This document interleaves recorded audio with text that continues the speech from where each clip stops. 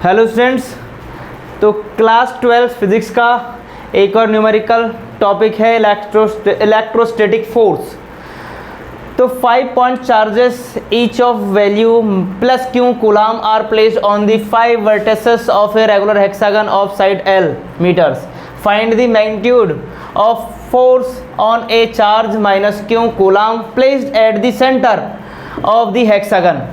तो एक regular hexagon के 5 वर्टेक्स पे चार्ज रखे हुए हैं क्यों और एक अदर चार्ज लेकर आते हैं माइनस क्यू चार्ज, जो उसको इसके सेंटर पर रखते हैं।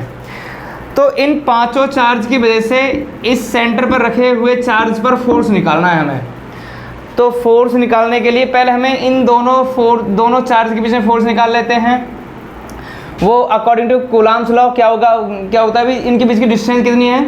अगर ये इनके रेगुलर हेक्सागन की साइड दे रखी है L, रेगुलर हेक्सागन है, तो सेंटर पर हम इसके 5 ट्रायंगल बनाएंगे, तो वो इक्विलेटरल ट्रायंगल बनेंगे। इक्विलेटरल ट्रायंगल की हर एक साइड इक्वल होती है, L ही हो जाएगी। जब ये साइड L है तो ये भी L हो जाएगी। तो इन दोनों के बीच में फोर्स निकालेंगे, तो फोर्स का मैग्नीट्यूड इस तरह से है 1/4 pi epsilon node Q1 Q2 upon R²। ये कूलम्स लॉ होता है। अब इन दोनों के बीच में फोर्स निकालेंगे। Q1 Q2 की वैल्यू हमें पता है कितनी दे रखी है, 1/4 पाई एप्सिलॉन नोड। Q1 की वैल्यू Q और Q2 की value minus Q upon R distance की वैल्यू दे रखी है L²। तो मैग्नीट्यूड तो इस तरह से होगा भाई, माइनस का 1/4 pi epsilon nought Q² upon L²। This is the magnitude. के बीच लगे फोर्स को वो भी कैंसिल आउट हो जाएगा, इन दोनों के बीच में फोर्स।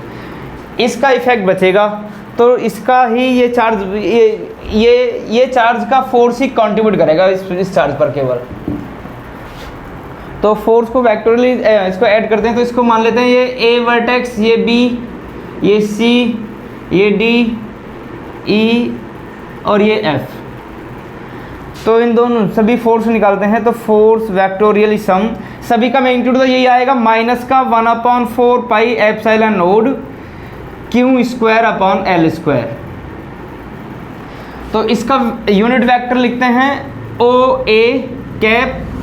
इसका यूनिट वेक्टर एक दूसरे के अपोजिट है, इसको लिखेंगे OD कैप प्लस इसका OB vector unit vector plus इसका unit vector OE unit vector plus इसका यूनिट वेक्टर OC। तो ये 5 चार्जेस हैं, 5 चार्जेस के यूनिट वेक्टर ये हैं। यहाँ पे हमको बताइए OD यूनिट वेक्टर OA के जस्ट अपोजिट वेक्टर है, तो इसको नेगेटिव लिख सकते हैं। इस तरह से OB OE का अपोजिट वेक्टर है, OB ये OE लिख सकते हैं OB का नेगेटिव वेक्टर। बचा ये, इसका कोई अपोजिट फोर्स है नहीं फोर्स, तो इसमें रखने पर ये तो कैंसिल आउट हो जाएंगे। यहाँ पर ये यूनिट वेक्टर बचेगा, तो net force will become -1/4 pi epsilon nought Q² upon L² OC unit vector. तो ये फोर्स का फॉर्मूला होगा यहाँ पर। और इसके मैग्नीट्यूड की बात करें तो मैग्नीट्यूड होगा इसका, magnitude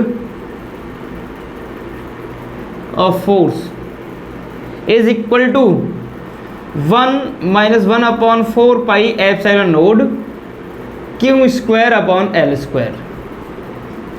this is the answer. Thank you.